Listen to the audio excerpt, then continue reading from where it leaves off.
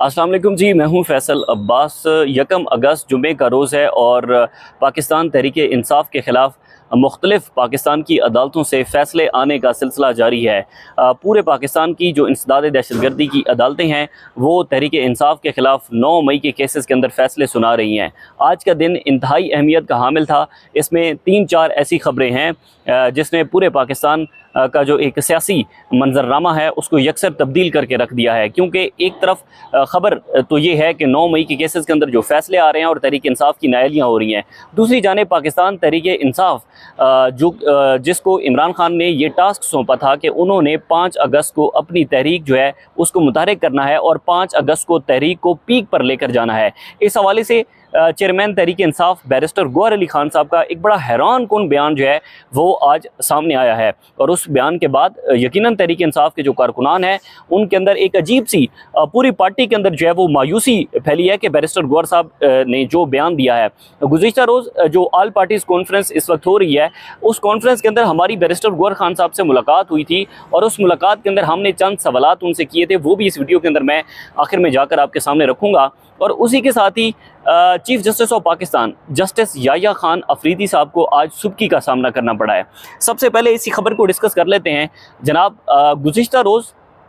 हमने देखा था कि 9 मई के केसेस के अंदर 9 मई का जो केसेस का ट्रायल था, उस ट्रायल के हवाले से तहरीक इंसाफ के अपोजिशन लीडर जो कि साबिक अपोजिशन लीडर बन चुके हैं, जिनको नाअहल कर दिया गया है, उमर अयूब साहब ने चीफ जस्टिस ऑफ पाकिस्तान को एक लेटर लिखा था और उस लेटर के अंदर उन्होंने निशानदेही की थी कि किस तरह से 9 मई के ट्रायल के अंदर अदालतें जो है वो अपने अदालती औकातकार से हटकर जो केसेस को चला रही हैं, ड्यू प्रोसेस को मुकम्मल नहीं किया जा रहा, तहरीक इंसाफ को फेयर ट्रायल नहीं मिल रहा और फेयर ट्रायल के तकाजे अदालतें जो है वो पूरे नहीं कर रही थी। क्योंकि चीफ जस्टिस ऑफ पाकिस्तान का ये फैसला था कि जो इंसदाद दहशतगर्दी अदालतें हैं उन्होंने 120 दिन के अंदर 9 मई के केसेस के फैसले सुनाने हैं। उसके बाद हमने देखा कि उमर अयूब के ख़त के ऊपर chief justice Pakistan justice Yahya Khan Afridi ने नोटिस लिया और उस नोटिस के बाद आज मुलाकात तय थी पेशावर में। चीफ जस्टिस याह्या अफरीदी की और उमर अयूब साहब की एक मुलाकात तय थी और उस मुलाकात के अंदर उमर अयूब साहब ने अपने लेटर के अंदर जो चीज़ें लिखी हैं वो चीज़ें उन्होंने चीफ जस्टिस के सामने रखनी थी और चीफ जस्टिस ऑफ पाकिस्तान की तरफ से ज़ाहिर है उनके जितने भी कंसर्न हैं उमर अयूब साहब के वो सुने जाने थे। लेकिन सबसे पहले खबर ये सामने आई कि जनाब उमर अयूब साहब ने चीफ जस्टिस पाकिस्तान से मिलने से माजरत कर ली है और उन्होंने कहा कि मैं चीफ जस्टिस पाकिस्तान को नहीं मिलूंगा। एक तो खबर गुज़िश्ता रोज़ ये थी कि उमर अयूब साहब को सज़ा हो चुकी है 10 साल की 9 मई के केसेस के अंदर और उसके बाद वो अपनी जो नाअहल भी हो चुके हैं और उनकी गिरफ्तारी का भी खदशा है। तो इस हवाले से ये भी खबर थी। लेकिन साथ किस मुँह से वो chief justice of Pakistan justice Yahya Khan Afridi साहब को मिले, वो उस मुँह से मिले कि वो जिस चीफ जस्टिस ने हुक्म दिया और हुक्म के बाद पूरी तहरीक इंसाफ की मरकज़ी क़यादत को नाअहल कर दिया, 10-10 साल की सज़ाएँ सुना दी। मतलब यार आप हैरान कुन है, पाकिस्तान की जुडिशरी के अंदर पहली मरतबा ऐसा हो रहा है कि एक FIR है, उमर अयूब साहब अब सरगोदा के अंदर उसके अंदर कन्विक्ट हो चुके हैं। जब सरगोदा के अंदर कन्विक्ट हुए हैं, उमर अयूब साहब रहते इस्लामाबाद के अंदर रहते, वो इनके पेशावर के अंदर है और हर बंदे को 9 मई को चाहे उसके ऊपर FIR का जो एक मतन था वो जिस तरीके से भी था, अगर किसी ने डंडा चलाया, इन जो प्रोसिक्यूशन का मतन था, अगर किसी ने डंडा चलाया, किसी ने फायरिंग की, दोनों को एक ही सज़ा दी जा रही है। कितनी? 10 साल।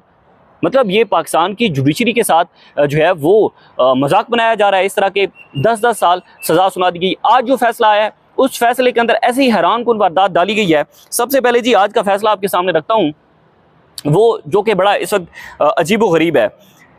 सरगोदा की इंसदाद दहशतगर्दी अदालत है जनाब, जिसने 9 मई के केसेस के अंदर मियाँ वाली केस का फैसला सुनाया है और मियाँ वाली केस के फैसले के अंदर जो इंसदाद दहशतगर्दी अदालत है सरगोदा की, उन्होंने जनाब 25 साल कैद सुनाई है गिरफ्तार मुलजिम मोहम्मद इस्माइल को। और जो गिरफ्तार मुलजिम मोहम्मद इस्माइल साहब हैं, पता चलता है कि वो उनका ताल्लुक किसी सियासी जमात से है ही नहीं। उनको 25 साल की सज़ा सुना दी है जो नईम शेख साहब हैं, जज सरगोदा की इंसदाद दहशतगर्दी अदालत के। यानी कि इस तरह की जुडिशरी के साथ इस हद तक जाकर जो है वो मजाक किया जा रहा है। उसके बाद मलिक अहमद खान भच्चर, बिलाल इजाज़ अहमद चट्ठा समेत 51 मुलजिम को जो है वो इश्तियारी करा दिया गया है और अदालत ने पुलिस को 1 माह में जो मुलजमान हैं उनको गिरफ्तार करके पेश करने का हुक्म दिया है। उसी के साथ ही 26 नवंबर के मामले के अंदर आज जो इस्लामाबाद की इंसदाद दहशतगर्दी अदालत है उससे 18 तहरीक इंसाफ के रहनुमाओं के नाकाबिल ज़मानत वारंट गिरफ्तारी जारी हुए हैं, जिसमें अली अमीन गंडापुर साहब भी शामिल हैं, अलीमा खान साहिबा भी शामिल हैं। उनकी जो गिरफ्तारी है उसका भी खदशा है अलीमा खान साहिबा की गिरफ्तारी का, क्योंकि एक रोज़ पहले जब वारंट गिरफ्तारी जारी होते हैं तकरीबन 51 जो तहरीक इंसाफ के रहनुमा हैं उनके, तो उसमें भी अलीमा खान साहिबा का नाम था और आज भी अलीमा खान साहिबा का नाम इस बात को शो करता है कि कहीं ना कहीं पर उनकी गिरफ्तारी का खदशा है। उसके बाद शेख वकास अकरम, कंवल शोजब, सरदार मंसूर, ज़ुबैर खान नियाजी, अजमल साबिर, आमिर मुगल के वारंट गिरफ्तारी जारी किए गए हैं और नाकाबिल ज़मानत वारंट गिरफ्तारी जो है वो दहशतगर्दी अदालत के जज अमजद अली शाह साहब ने जारी किए हैं। पाकिस्तान की जितनी भी इंसदाद दहशतगर्दी अदालतें हैं वो इस वक्त तहरीक इंसाफ के ख़िलाफ़ मुतहरिक हैं और तहरीक इंसाफ के ख़िलाफ़ फ़ैसले सुना रही हैं, और वो फ़ैसले 10-10 साल सज़ा सुनाई जा रही है, 25-25 साल सज़ा सुनाई जा रही है, जैसे कि कोई इनकलाब इस तरह से आना है कि तहरीक इंसाफ को असम्बलियों से निकाल कर तहरीक इंसाफ को जितने भी रहनुमा हैं उनको जेलों के अंदर डालकर इनकलाब आना है, या कोई सैलाब आ रहा है जिससे बचना है और वो तहरीक इंसाफ के लोगों को जो है वो कन्विक्ट करके जेलों के अंदर डालकर बचना है। मतलब ये वो वही बात है। असदुल्ला खान साहब ने बड़ा ज़बरदस्त ट्वीट किया हुआ था। उन्होंने कहा कि सुंजियां होण जान गलियां ते विच मिर्ज़ा यार फिरे, यानी कि जो अपोजिशन लीडर सेनेट के अंदर हैं उनको नाअहल कर दिया गया है, अपोजिशन लीडर पंजाब असम्बली को नाअहल कर दिया है, अपोजिशन लीडर जो कि कौमी असम्बली के अंदर उमर अयूब साहब हैं उनको नाअहल कर दिया गया है। यानी कि एक माहौल ज़बरदस्त क्रिएट किया गया है पाकिस्तान मुस्लिम लीग नून और मौजूदा हुकूमत के लिए, और इस्टेब्लिशमेंट इस हद तक जो है वो जा चुकी है कि उन्होंने पाकिस्तान मुस्लिम लीग नून और मौजूदा निज़ाम को कहीं थोड़ी सी भी हीट पहुँचने, मतलब क्या था, यही था ना कि यार जो लोग असम्बली के अंदर सख्त तकरीर करते हैं, इस मौजूदा हुकूमत को आईना दिखाते हैं, मौजूदा निज़ाम को, मौजूदा इस्टेब्लिशमेंट को आईना दिखाते हैं, आपने 9 मई के केसेस के अंदर उनको कन्विक्ट करके जो है वो उनको नाअहल कर दिया है, असम्बलियों से बाहर कर दिया है। यानी कि ये पता नहीं किस तरह की यहाँ पर जो है वो जमहूरियत चल रही है। उसके बाद दूसरा जो अहम तरीन चीज़ थी वो ये थी कि इमरान खान साहब ने जो है वो अडियाला जेल से बैठकर तहरीक इंसाफ को कहा था कि आपने तहरीक चलानी है और तहरीक 5 अगस्त को अपने अरूज के ऊपर होगी। इससे मुतालिक हम तहरीक इंसाफ की प्रेस कॉन्फ्रेंसेस भी सुन चुके हैं, हम मुतअद्दिद जो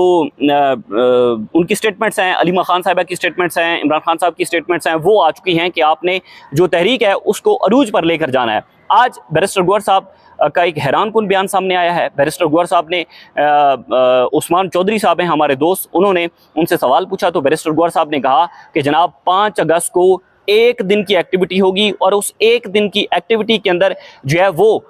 मुख्तलिफ इलाकों के अंदर रैलियाँ निकाली जाएंगी, एक दिन की एक्टिविटी होगी। हालांकि इमरान खान अडियाला जेल से बैठकर ये बात कह चुके हैं कि जनाब 5 अगस्त को तहरीक अपने अरूज पर होगी, ये कोई एक दिन का धरना नहीं होगा, कोई एक दिन की एहतजाजी तहरीक नहीं होगी, बल्कि हम इसको लॉन्ग टर्म के लिए चलाएंगे और आगे का प्लान 5 अगस्त के बाद बताया जाएगा। लेकिन बैरिस्टर गौहर साहब ने आज ये बयान दिया है कि जनाब एक दिन की एक्टिविटी होगी और एक दिन की एक्टिविटी के अंदर जो है वो पाकिस्तान के मुख्तलिफ इलाकों के अंदर जो है वो एहतजाजी रैलियाँ निकाली जाएंगी। ये हैरान कुन है बैरिस्टर गौहर साहब का बयान कि उस वक्त जब बैरिस्टर गौहर साहब की पूरी क़यादत को नाअहल कर दिया गया है, बैरिस्टर गौहर साहब की पूरी क़यादत के नाकाबिल ज़मानत वारंट गिरफ्तारी जारी हो चुके हैं, बैरिस्टर गौहर साहब जिस पार्टी के सरबराह हैं उस पार्टी को क्रश कर दिया गया है, उस पार्टी के लोगों के पीछे इस वक्त पुलिस है, पाकिस्तान की अदालतें उस पार्टी के ख़िलाफ़ हैं, पाकिस्तान की कौमी असम्बली उस पार्टी के ख़िलाफ़ है, पाकिस्तान की इस्टेब्लिशमेंट उस पार्टी के ख़िलाफ़ है, लेकिन बैरिस्टर गौहर साहब फिर भी मज़ामत की तरफ नहीं जा रहे।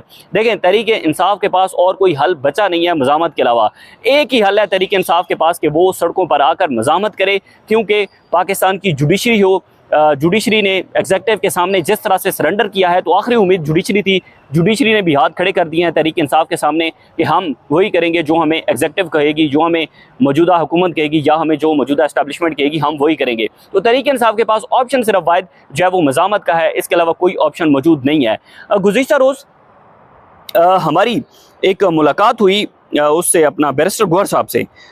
जहाँ पर जो है वो ऑल पार्टीज़ कॉन्फ्रेंस चल रही है, तो वहाँ पर बैरिस्टर गौहर साहब भी थे। हमने बैरिस्टर गौहर साहब से सवाल किया कि 26 नवंबर के से मुतल्लिक जो केस एक दायर कर रखा है बैरिस्टर गौहर साहब ने वज़ीर-ए-आज़म शहबाज शरीफ, वज़ीर दाखिला मोहसिन नकवी और दीगर के ख़िलाफ़ IG इस्लामाबाद भी उसके अंदर हैं, उन्होंने जो केस दायर कर रखा है इस्लामाबाद की डिस्ट्रिक्ट एंड सेशन कोर्ट में, तो वहाँ पर बैरिस्टर गौहर साहब ने अपना बयान रिकॉर्ड करवाना है एक उसके तौर पर कि बैरिस्टर गौहर साहब अपना बयान रिकॉर्ड करवाएंगे। 26 नवंबर को तहरीक इंसाफ ने ये कहा कि जनाब हमारी शहादतें हुई, हमारी कितनी शहादतें हुई, हमारे कितने लोगों को गोलियां मारी गई, हमारे कितने लोग ज़ख्मी हुए, हमारे कितने लोग अपनी जान से जा चुके हैं और कितने लोग अभी तक गिरफ्तार हैं। इस हवाले से इमरान खान ने अडयाला जेल से कहा था कि आप एक केस करें वज़ीर-ए-आज़म शहबाज शरीफ और मोहसिन नकवी के खिलाफ। अब वो केस हो चुका है, उस केस के अंदर बैरिस्टर गौहर साहब अपना बयान नहीं रिकॉर्ड करवा रहे। गुज़िश्ता रोज़ हमने पूछा तो बैरिस्टर गौहर साहब ने आए बाएं शाएं किया। उन्होंने कहा जी कि वो देखें हम देख रहे हैं उसको भी, हम फिर जो है वो हमने हमारा इंटरेस्ट जो है वो तहरीक के हवाले से चला जाता है, फिर अदालतें हमारे ख़िलाफ़ फ़ैसले देती हैं, उसके अंदर क्या होगा। उन्होंने कहा देखें अगर पाकिस्तान की अदालतें आपके ख़िलाफ़ हैं और इन अदालतों के अंदर बैठे जजेस जो है वो आपके ख़िलाफ़ फ़ैसले दे रहे हैं, वो आइन कानून और अपने हल्फ के मुताबिक फ़ैसले नहीं दे रहे, तो आप उनको एक्सपोज़ करें। अगर आप अदालतें आपके खिलाफ हैं तो इसका हरगिज़ मतलब ये नहीं है कि आप अदालतों के अंदर आना छोड़ दें, और इसका हरगिज़ मतलब ये नहीं है कि आप अदालतों का बाइकआउट कर दें या फिर आप अदालतों से ना उम्मीद हो जाएं। एटलीस्ट इन जजेस को एक्सपोज तो किया जा सकता है। इस निज़ाम को जितना एक्सपोज किया जाएगा उतना तहरीक इंसाफ का जो एक बयानिया है वो बयानिया मजबूती पकड़ेगा। लेकिन हैरान कुन तौर पर बैरिस्टर गौहर साहब ने अभी तक 26 नवंबर के केस के अंदर अपना जो बयान है वो भी रिकॉर्ड नहीं करवाया, जो मोहसिन नकवी और वज़ीर-ए-आज़म शहबाज शरीफ के खिलाफ उनका केस था। ये सूरत हाल है, देखना होगा। आज 1 अगस्त है और 4 दिन बाकी हैं। 4 दिन के बाद तहरीक इंसाफ ने अपनी जो एक एहतजाजी तहरीक है उसको अरूज पर लेकर जाना है, लेकिन उससे पहले बैरिस्टर गौहर का जो बयान है वो मेरे लिए बड़ा इंतहाई हैरान कुन था। कमेंट्स में अपनी राय ज़रूर दीजिएगा। इजाज़त दीजिए, अल्लाह हाफ़िज़।